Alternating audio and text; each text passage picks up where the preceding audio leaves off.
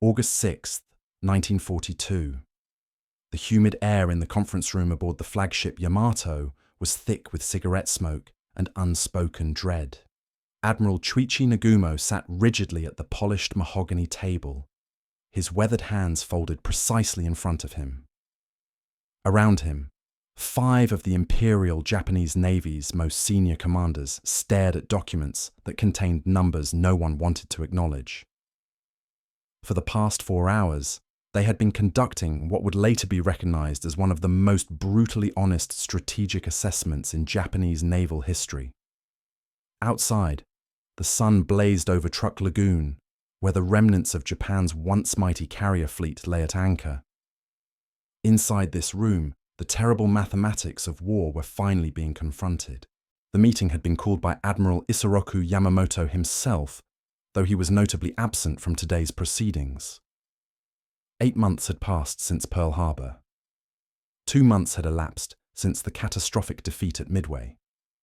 And now, as American Marines were establishing beachheads on Guadalcanal just 24 hours earlier, the strategic reality that Japan's senior naval leadership had been avoiding was becoming impossible to ignore.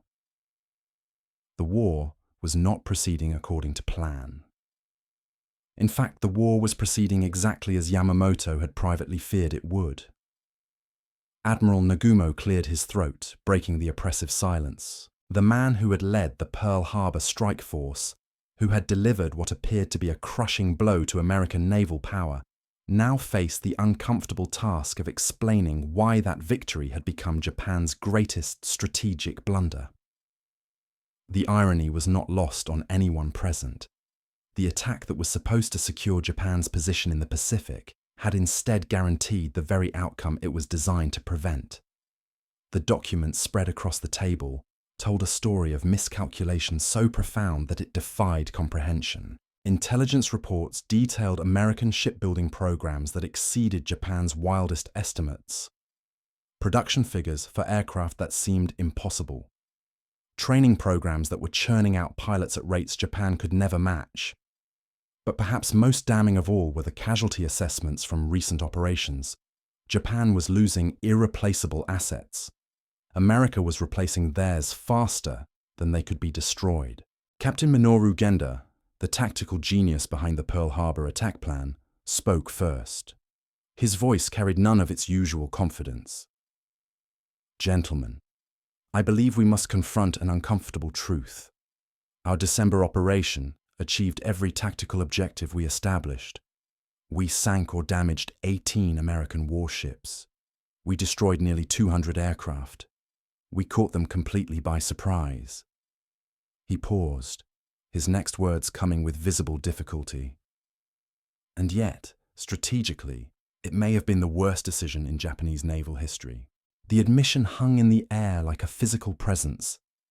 These were men trained never to question orders, never to acknowledge failure, never to express doubt about imperial strategy. But the evidence before them demanded honesty, regardless of its implications for their careers or their honor. The numbers were undeniable. The trends were catastrophic. The window of opportunity that Pearl Harbor was supposed to create had not just closed, it had never truly existed. Admiral Chuichi Hara, one of Japan's most experienced carrier commanders, pulled out a folder marked with the highest classification symbols. "The American response has exceeded our most pessimistic projections. We estimated they would require at least 18 months to recover from Pearl Harbor. They were conducting offensive operations within 6 months. We assumed the psychological impact would create public pressure for negotiated peace. Instead, it unified their population in ways we never anticipated." The folder contained intercepts of American radio broadcasts, newspaper clippings, and intelligence assessments of American public opinion. The picture they painted was devastating. Pearl Harbor had not demoralized Americans, it had enraged them. The attack that Japanese planners believed would demonstrate American vulnerability had instead created a nationwide determination to destroy Japan completely. There would be no negotiated settlement. There would be no conditional peace. America wanted unconditional surrender, and they were building the industrial capacity to achieve it. But the psychological miscalculation, terrible as it was, paled in comparison to the strategic errors now becoming apparent. Admiral Nagumo spread out a series of maps showing shipping routes, supply lines, and base locations across the Pacific. Our fundamental assumption was incorrect. We believed controlling territory would provide strategic advantage. We thought capturing oil fields, airfields, and naval bases would strengthen our position. Instead, we created a defensive perimeter so vast it cannot be adequately defended. The maps revealed the scope of the problem. Japan had conquered an empire stretching from the Aleutians to the Solomon Islands, from the Philippines to the Marshall Islands. Defending this territory required dispersing forces across dozens of isolated garrisons. Supplying these positions required merchant shipping that was increasingly vulnerable to American submarine warfare. Reinforcing threatened areas required moving assets through waters where American air power was growing stronger daily. Japan had traded tactical victories for strategic overextension. Captain Gender pulled out another set of documents, these bearing the seal of the Naval Intelligence Division. Our intelligence assessments before Pearl Harbor were catastrophically flawed. We estimated American industrial capacity based on peacetime production figures. We failed to account for their ability to mobilize civilian industry for military purposes. We assumed their democratic system would create delays and inefficiencies in war production. Every assumption was wrong. The intelligence files detailed American war production that seemed to exist in a different universe from Japanese capabilities. Shipyards that could produce fleet carriers in 18 months instead of the 3 years Japanese yards required aircraft factories turning out fighters and bombers in quantities that exceeded Japan's annual production every few months. Training facilities that could produce combat-ready pilots in numbers that Japan's entire educational system could never match. The Americans weren't just replacing their Pearl Harbor losses. They were building naval forces larger than anything Japan could field, even at full strength. Admiral Hara opened another folder, this one containing casualty reports from recent operations. The loss rates we're experiencing are unsustainable. At Coral Sea, we lost experienced pilots we cannot replace. At Midway, we lost 4 fleet carriers and their irreplaceable air crew. In the Solomon Islands, we're losing transport vessels faster than our shipyards can build them. Meanwhile, American losses are being replaced so rapidly that their operational strength is actually increasing. The casualty figures revealed the arithmetic of defeat. Japan had begun the war with approximately 3,500 highly trained carrier pilots. These men represented years of intensive training, combat experience that could not be replicated in wartime conditions. By August 1942, nearly 40% of them were dead or permanently disabled. The replacement pilots entering service had perhaps 200 hours of flight training compared to the 800 hours their predecessors had accumulated. They were brave, dedicated, and woefully unprepared for combat against increasingly experienced American aircrews. But the human losses, devastating as they were, represented only part of the disaster. The material losses were equally catastrophic and far more difficult to replace. Admiral Nagumo produced a thick folder containing production schedules from Japanese shipyards. Our naval construction programs are falling behind schedule while American programs are exceeding theirs. We estimated they could launch perhaps 6 fleet carriers by late 1943. Intelligence now suggests they'll have over a dozen operational by that date. Our own carrier construction has been delayed by resource shortages, labor problems, and bombing of industrial facilities. The production figures told the story of 2 nations with fundamentally different approaches to warfare. Japan was fighting an artisan's war, carefully crafting individual ships and aircraft with limited resources and skilled labor. America was fighting an industrial war, mass-producing weapons systems with unlimited resources and mechanized efficiency. Japanese shipyards could build superior individual vessels, But American yards could build 10 vessels for every one Japan completed. Quality was being overwhelmed by quantity on a scale that defied traditional military calculations. The meeting continued as afternoon shadows lengthened across Truk Lagoon. Each document reviewed, each analysis presented, each projection calculated, added another layer to the growing understanding that December 7th, 1941 had not been Japan's finest hour. It had been the moment when Japan guaranteed its own destruction. The submarine warfare statistics presented the most immediate threat to Japan's survival. Captain Gender laid out merchant shipping loss reports with methodical precision. In January, we lost 12 cargo vessels to American submarines. By March, that number had increased to 21. Last month, we lost 38 merchant ships. He paused, allowing the progression to sink in. At current rates, we'll lose over 400 vessels this year. Our shipbuilding capacity can replace perhaps 150. The mathematics were inexorable. Japan's entire war strategy depended on importing raw materials from conquered territories. Oil from the Dutch East Indies, rubber from Malaya, iron ore from the Philippines. Every gallon of fuel, every ton of steel, every critical component had to cross thousands of miles of ocean, increasingly dominated by American submarines. The underwater war was strangling Japan's economy, while American industrial production accelerated. Admiral Hara produced intelligence reports on American submarine construction that defied belief. The Americans are launching submarines at 3 times our rate. Their electric boat company alone is producing vessels faster than our entire submarine fleet can sink them. They're using mass production techniques we never imagined possible. The reports detailed American shipyards where submarines were assembled like automobiles, using prefabricated sections and standardized components. Japanese submarines were masterpieces of individual craftsmanship. American submarines were products of industrial efficiency, but the submarine threat represented only one dimension of America's expanding advantage. The intelligence assessments revealed American air power growth that made Japanese planning obsolete within months of Pearl Harbor. Admiral Nagumo spread out photographs of American aircraft factories that looked more like cities than industrial facilities. Boeing's Seattle plant employs 40,000 workers producing B-17 bombers.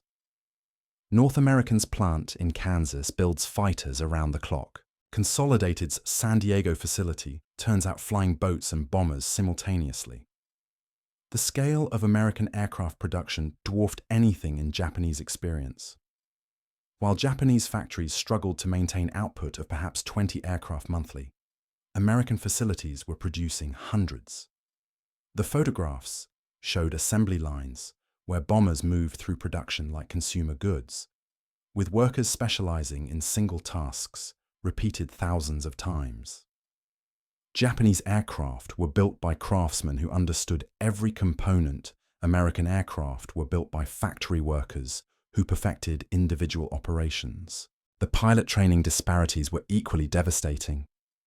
Captain Gender had obtained reports on American flight training programs that revealed capabilities Japan could never match.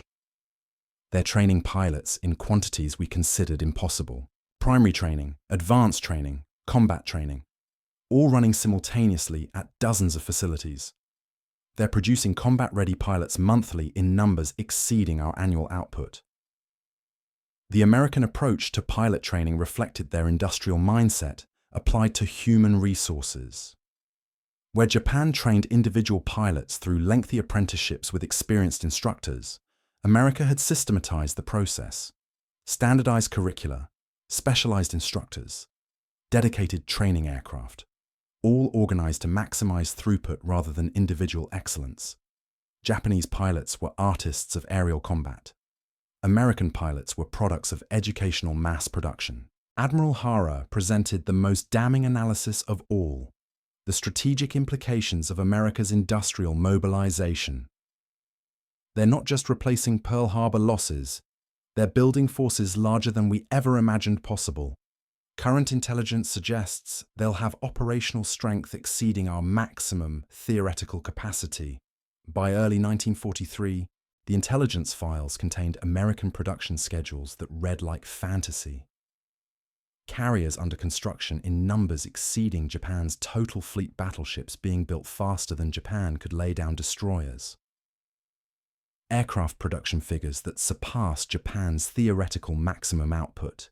Even if every factory operated perfectly, America wasn't just recovering from Pearl Harbor. They were using Pearl Harbor as justification for military expansion beyond anything the world had ever seen. The economic analysis proved most sobering. Japan's gross domestic product represented perhaps 1/10 of America's capacity.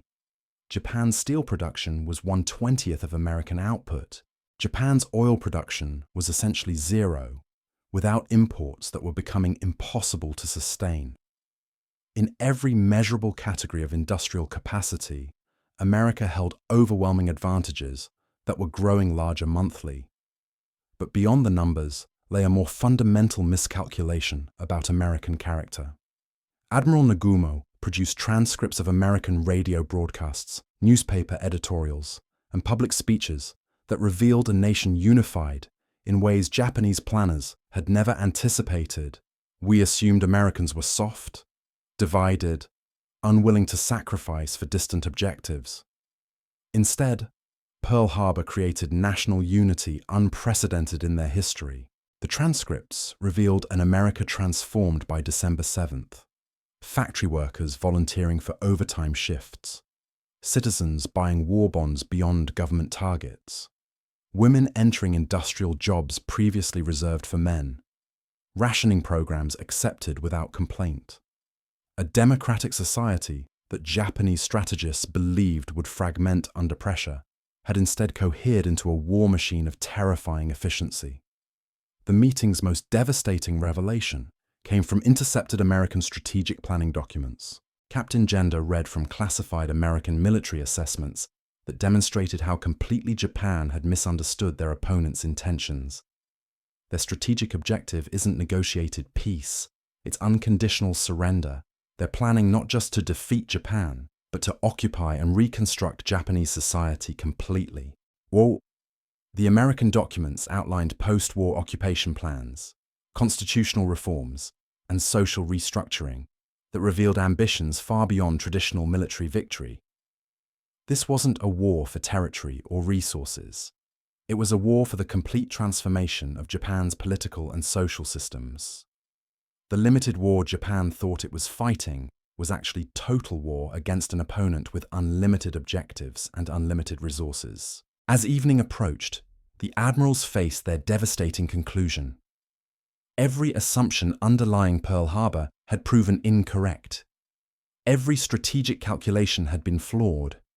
Every prediction about American response had been wrong.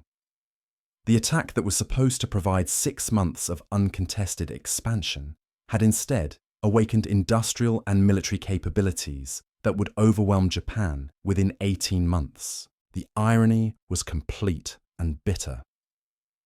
Pearl Harbor's tactical success had guaranteed Japan's strategic destruction.